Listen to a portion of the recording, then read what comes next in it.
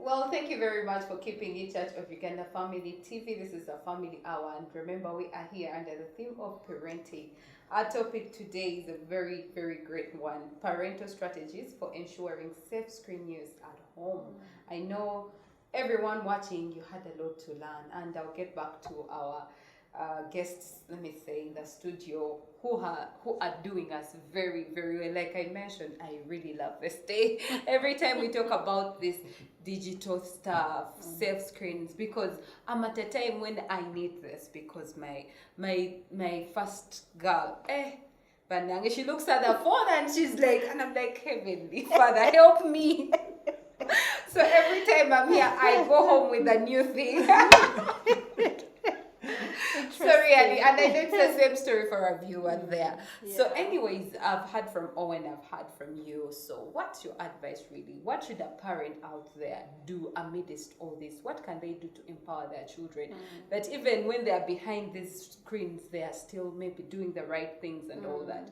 What should the parents do? The encouragement I would give to parents, to you with your first phone, who I loves know. the phone. Okay, like not really loving, but Yeah, sticking there, I know. yes. He has been talking so much about train up a child. Proverbs 22:6. Training is very key, okay? Right from the stage where they are at. Sometimes we think that when they reach 2 years is when they are able to take in discipline. But actually, children understand even when they are 0 years. So discipline begins right there. Training begins right there. So going back to training the children, as a young mother, I sacrificed a lot of time and energy to have my children enrolled in Bible study fellowship. For example, baby number 4, the one who is 15 years now, he started Bible study fellowship at 6 weeks. 6 weeks he enrolled for Bible study fellowship. The others enrolled at 5 years and 6 years. And so already they had that value of Christian the Bible, values the embedded Christian in them. values embedded in them at Bible study fellowship. So that was already one thing that helped in training. So one of the things I would encourage parents who are raising the children at whatever age, put that training in them, instill those values right from when they are young. And when they grow up, it will not depart from them.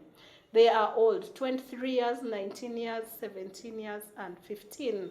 And what they do now is very amazing, and I believe it was the training. Okay? And of course, as you move along that way, I know we are busy, we are making money, we are striving to make ends meet as parents. But in all the time that we have to do all that, we need to find time, quality time, to spend with the children, to know each child separately, because not all children are the same. They are different. Even when they are twins, they are different. My husband is a twin. They are so much alike with his twin brother, but they are different. So as children, do not take them as a pool. Find time for each one of them and learn who they are. Listen to them. I used to, along the way, I realized that I was imposing so much, you impose things on the children and you're not explaining anything, but you want them to do what you want them to do. Until one time, I had an interaction with my daughter. She was 12 or 13 then. And she told me, you impose. I almost refused, but I had to think through and realize that, it was true that I was imposing so much on her and them. So I learned in a tough way to listen to them, to give them time so that they're able to express themselves. So as parents, we need to learn to listen to our children. As we train them, listen to them. Observe what exactly is happening. And the other thing I realized is, of course, after releasing gadgets to them and they have their space and freedom to use these gadgets, you don't give up on that. Find time to check on them. So sometimes during holidays, they would maybe sleep beyond the accepted time. So that time I would go in their room to check what is going on. And then sometimes I would find the gadgets like a laptop next to them and it's charging, or a phone. Of course, it scared me. And it's not safe to protect them. So we had to talk about it.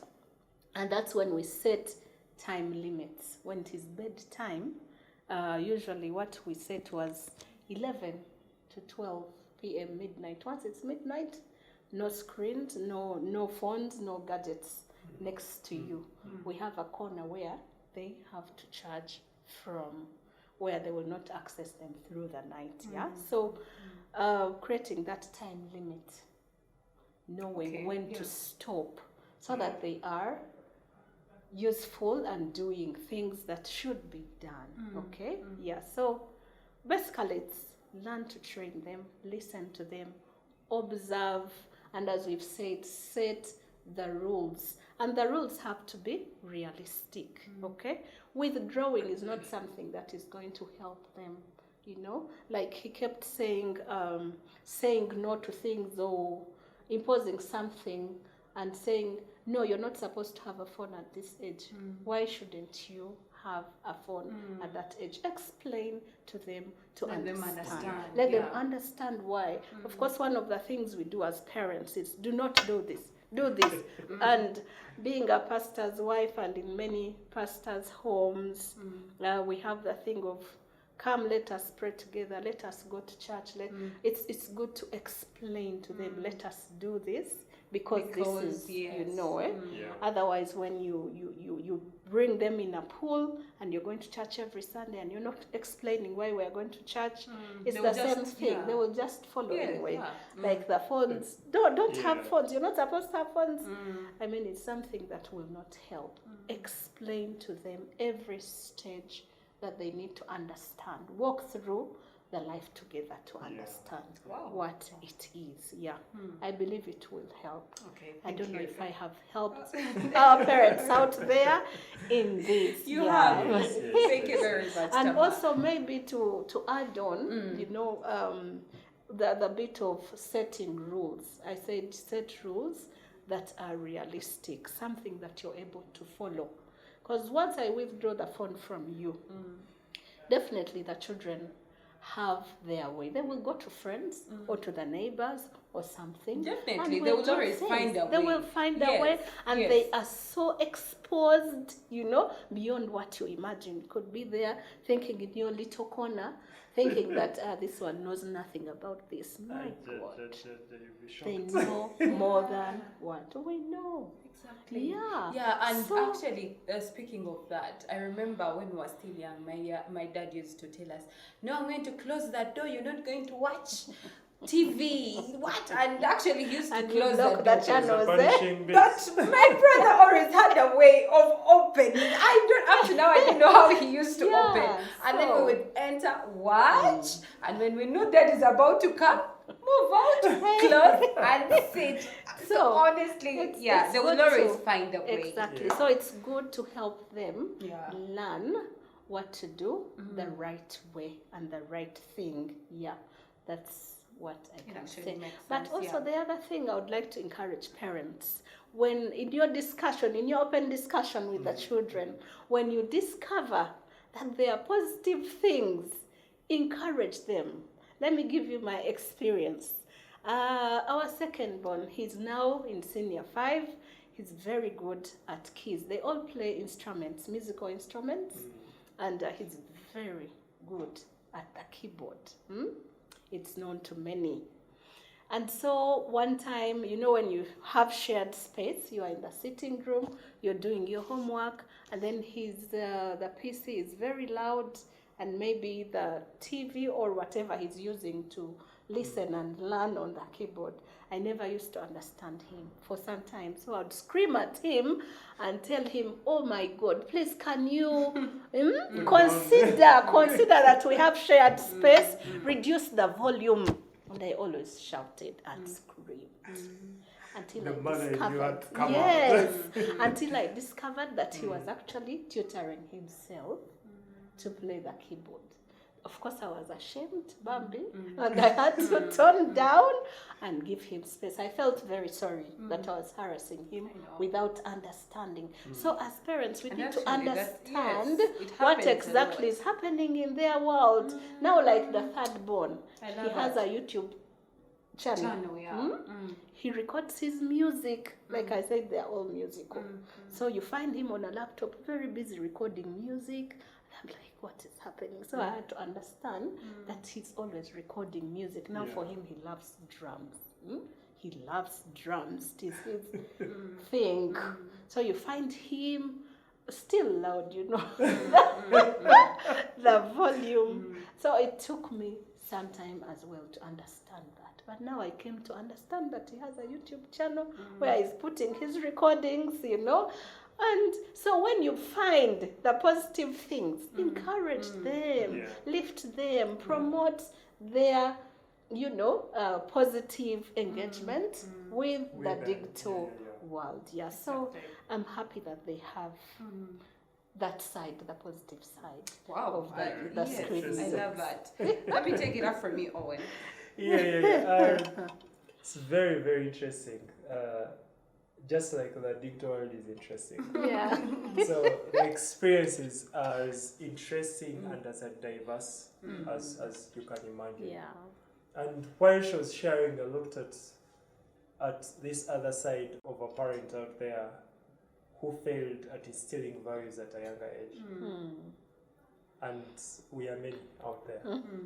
I don't want to say there are many. We are many out there that we missed the stage of 0 to 8 to teach the values of how kids eat, how kids talk to other fellow kids, how they resolve conflict, what is right, what is wrong. We missed it out.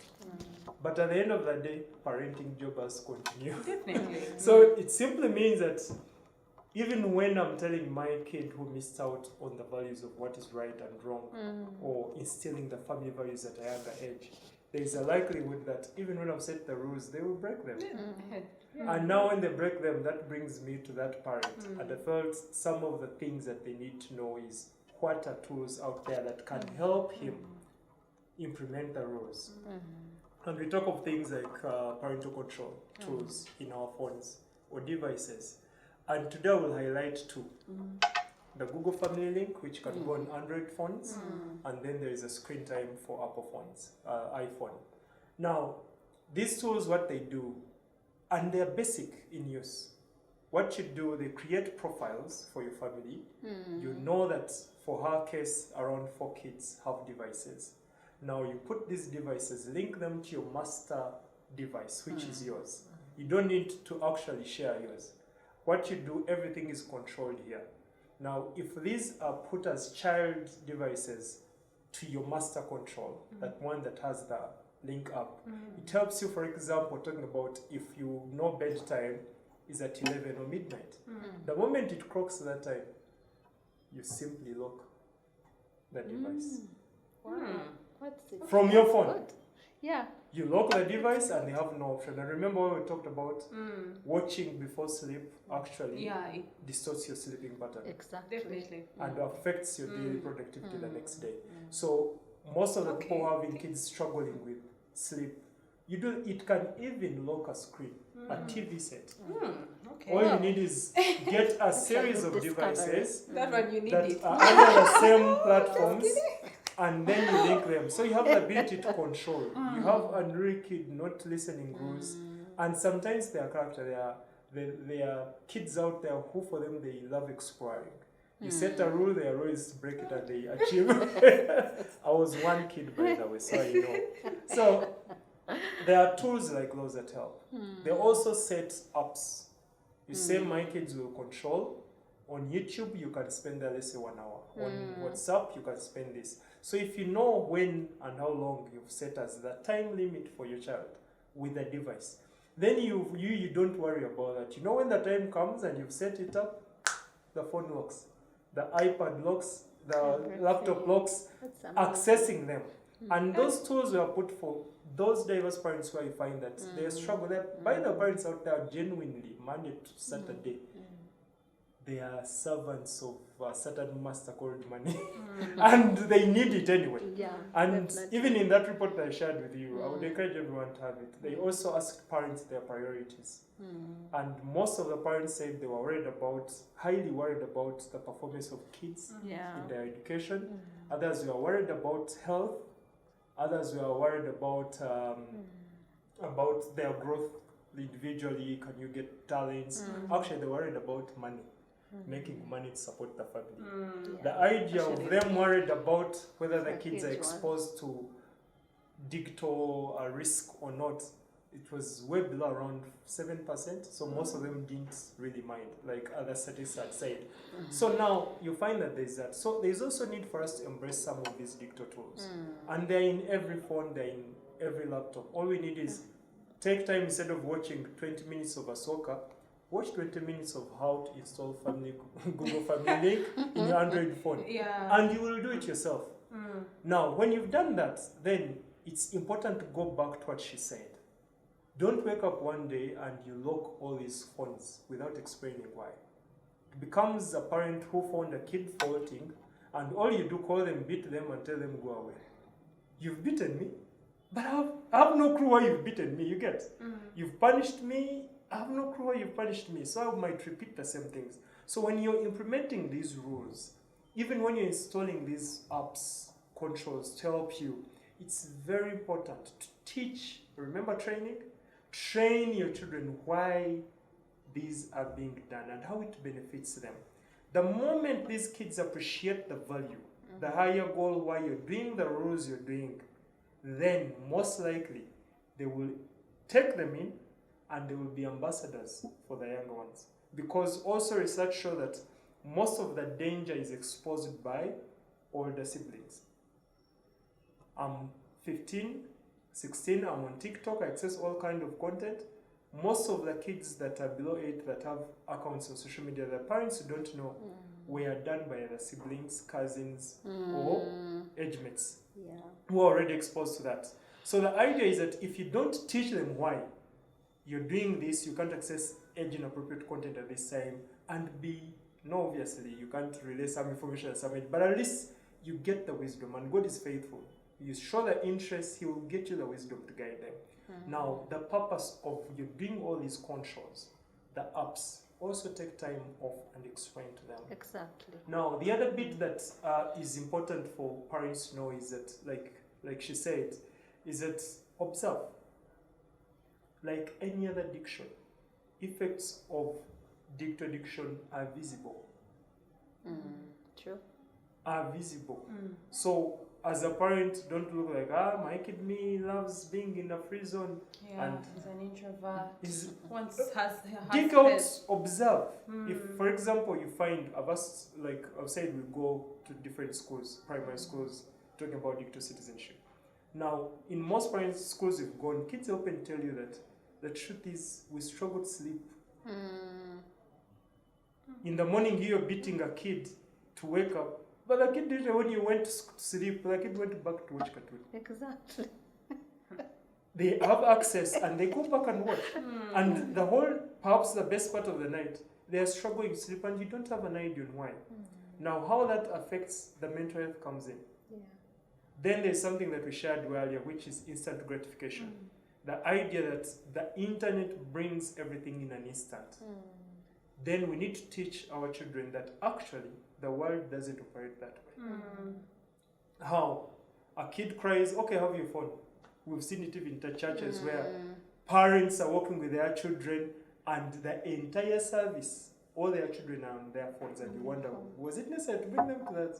Why didn't they maybe do online service, But, and you realize the idea when you ask some of these friends, they tell you, but our kids will cry, but we want to bring them.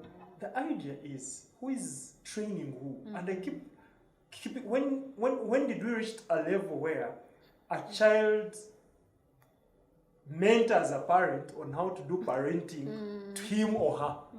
Like literally, we've allowed children to recycle and re-engineer what parenting should be.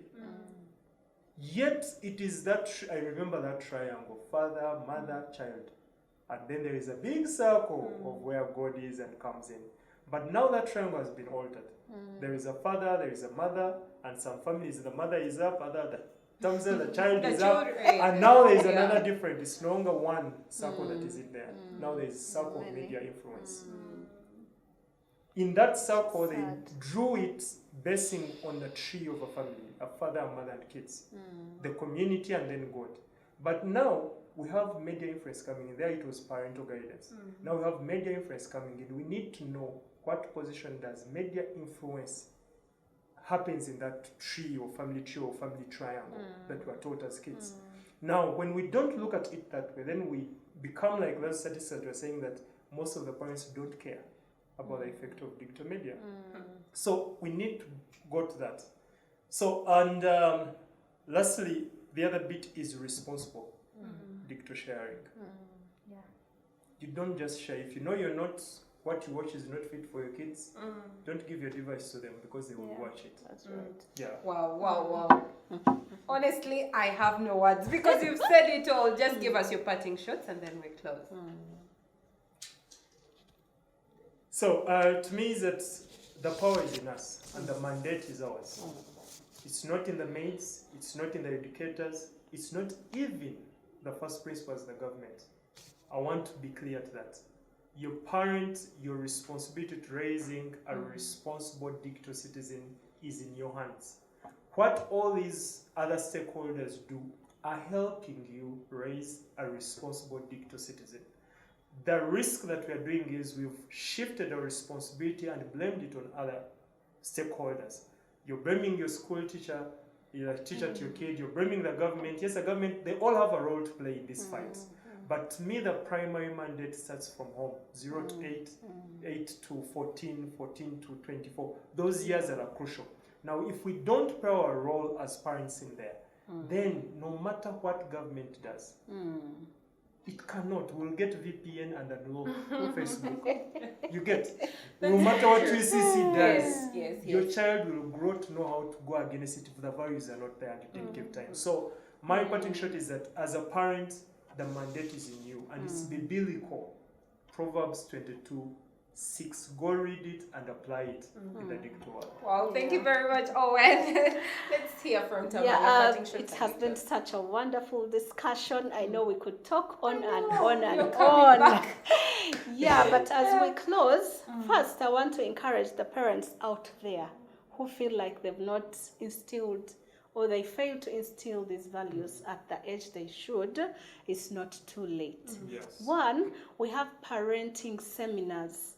So most times online and sometimes physical. Like on Sunday, there is one at Hotel Triangle by Family Life Network.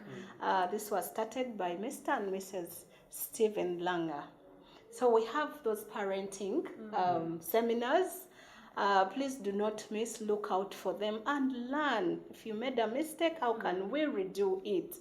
But in my own experience, where I failed, I would get mentors. If I realized that there was danger with screen use and I can't maybe help them, I would find mentors. I still find mentors for whatever area that I need to, and they'll be able to help the children. And then also we have children counselors. In case your children have fallen prey of some of the things, pornography and whatever it is, with screen use at home, it's not too late. There is still hope. Find help from children counselors or someone who can talk with your children and help them, and still create that space and time to talk to the children. Because the fact that in today's digital world, it is essential to approach the screen use with intention. We need to be intentional. We need to be mindful. We need to move with technology. We cannot run away from that fact. We cannot keep hiding the gadgets from our children. We need to help them to be more responsible, how to use them and move with them. But also, the other thing is we need to model. We need to model the right thing. Let's be good examples as parents. at home or wherever we are, and encourage consistency, because there's the tendency of children being consistent here in your presence, and yet out there they are different. So train the children to be consistent wherever they are, in your home and out of home. Wow. Otherwise, everything is very possible, and we can enjoy the digital world as we are enjoying. Wow, God bless you very all. much. Thank you so Wow, much. thank you, Michala Yeah. Mzumba. I thank you very much, Owen. Of course, Yeah. every other Friday you're here. To you, our dear viewer, thank you very much for keeping it Family Hour. We are forever grateful. God bless you. It's a very, very good night. Our time is already spent. I love you.